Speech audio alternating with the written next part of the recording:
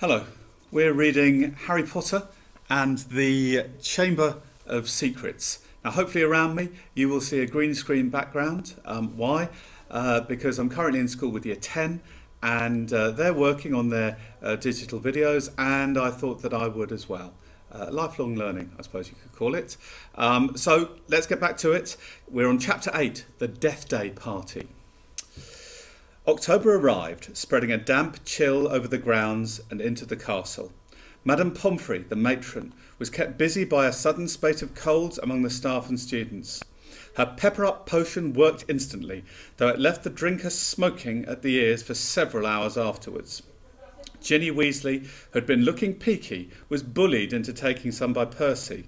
The steam pouring from under her vivid hair gave the impression that her whole head was on fire. Raindrops the size of bullets thundered on the castle windows for days on end. The lake rose, the flower beds turned into muddy streams, and Hagrid's pumpkins swelled to the size of garden sheds. Oliver Wood's enthusiasm for regular training sessions, however, was not dampened, which was why Harry was to be found late one stormy Saturday afternoon a few days before Halloween, returning to Gryffindor Tower, drenched to the skin and splattered with mud.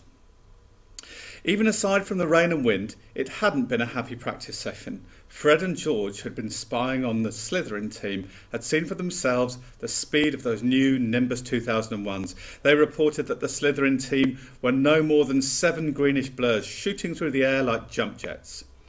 As Harry squelched along the deserted corridor, he came across somebody who looked just as preoccupied as he was. Nearly Headless Nick, the ghost of Gryffindor Tower, was staring morosely out of a window, muttering under his breath, "Don't fulfil their requirements. Half an inch, if that."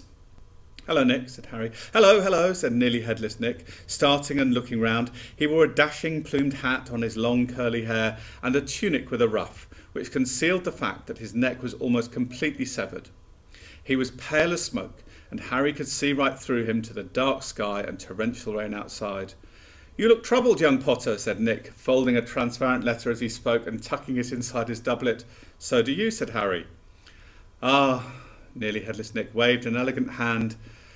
"A matter of no importance. It's not as though I really wanted to join. Thought I'd apply, but apparently I don't fulfil requirements." In spite of his airy tone, there was a look of great bitterness on his face.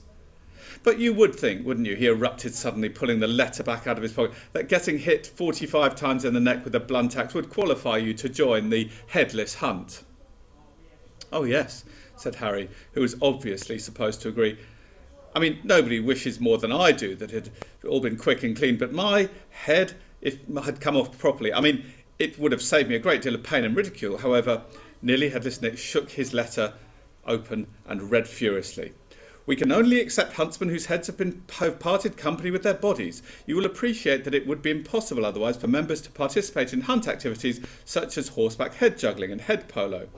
It is with the greatest regret, therefore, that I must inform you that you do not fulfil our requirements. With very best wishes, Sir Patrick Delaney Podmore." Fuming, Nearly Headless Nick stuffed the letter away. "Half an inch of skin and sinew holding my neck on, Harry.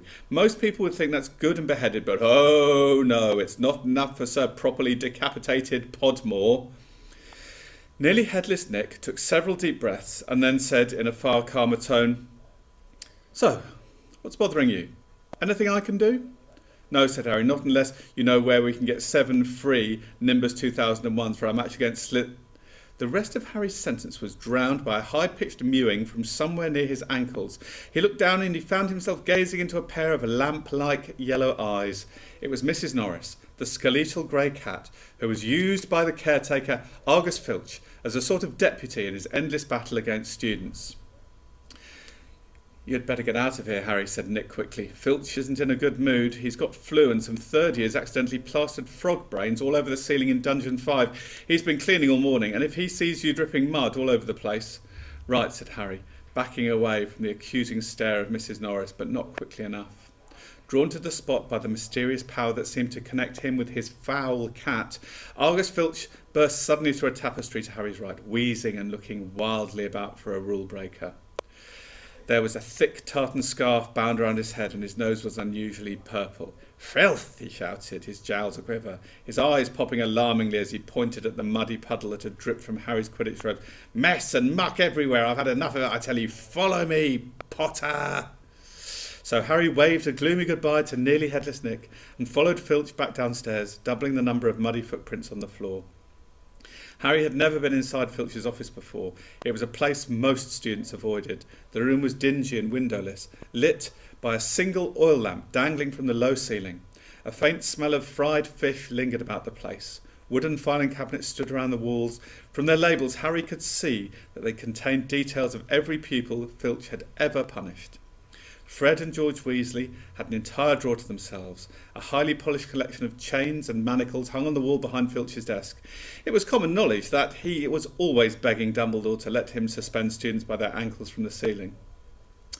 Filch grabbed a quill from a pot on his desk and began shuffling around looking for parchment. "Dung," he muttered furiously. "Great sizzling dragon bogies, fog brains, rat intestines. I've had enough of it. Make an example. Where's the form? Yes." He retrieved a large roll of parchment from his desk and stretched it out in front of him, dipping his long black quill into the ink pot. "Name, Harry Potter. Crime." "It was only a bit of mud," said Harry. "It was only a bit of mud to you, boy, but to me it's an extra hour scrubbing," shouted Filch, a drip shivering unpleasantly at the end of his bulbous nose. "Crime befouling the castle," suggested Sentence.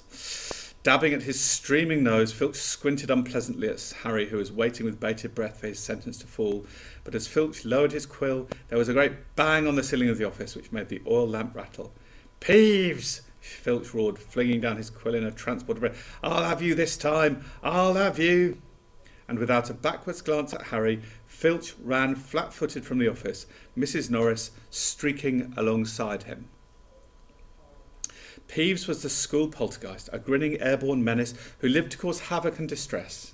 Harry didn't much like Peeves, but couldn't help feeling grateful for his timing. Hopefully whatever Peeves had done, and it sounded as though he'd wrecked something very big this time, would distract Filch from Harry.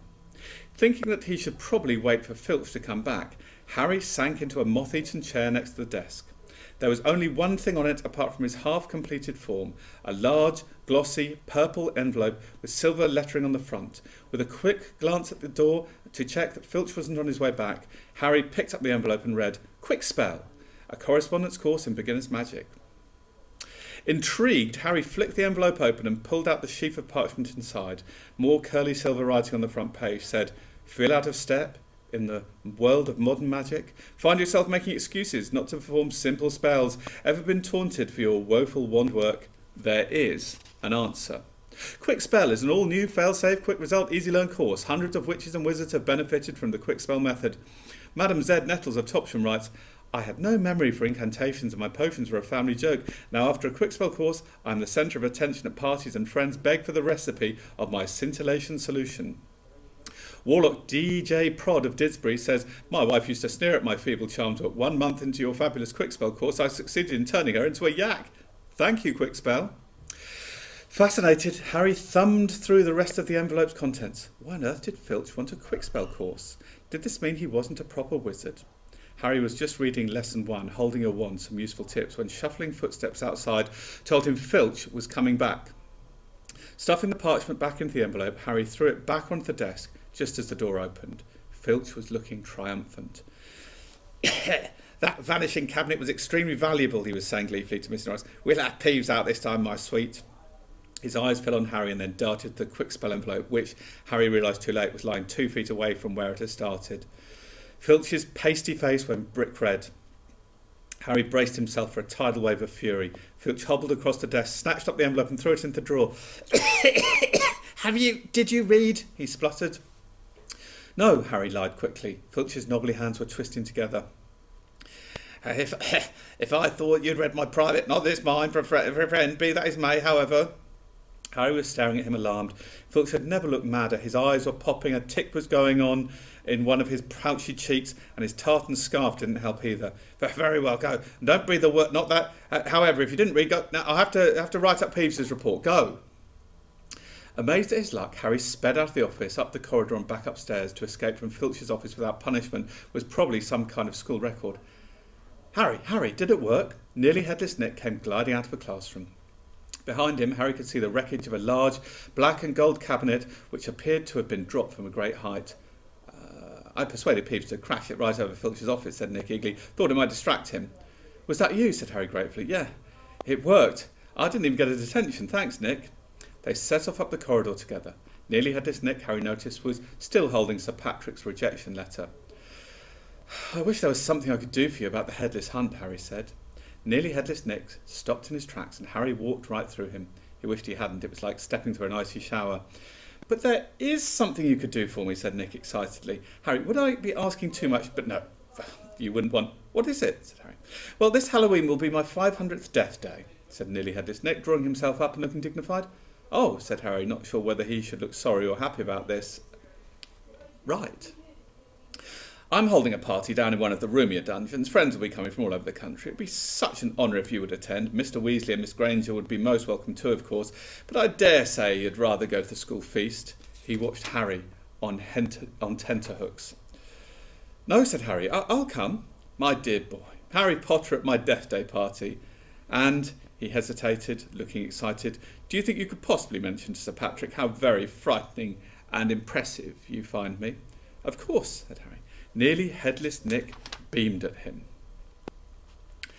A Deathday Party, said Hermione keenly, when Harry had changed at last and joined her and Ron in the common room. I bet there aren't many living people who can say they've been to one of those. It'll be fascinating. Whew.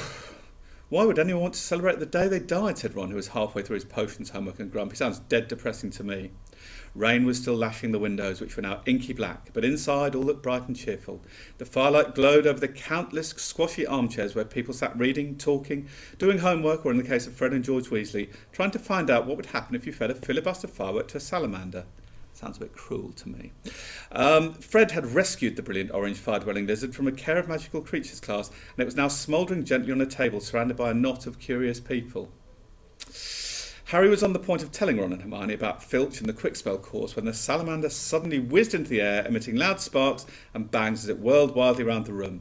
The sight of Percy bellowing himself hoarse at Fred and George, the spectacular display of tangerine stars showering from the salamander's mouth, and its escape into the fire, with accompanying explosions, drove both Filch and the Quickspell envelope far from Harry's mind. We'll leave it there.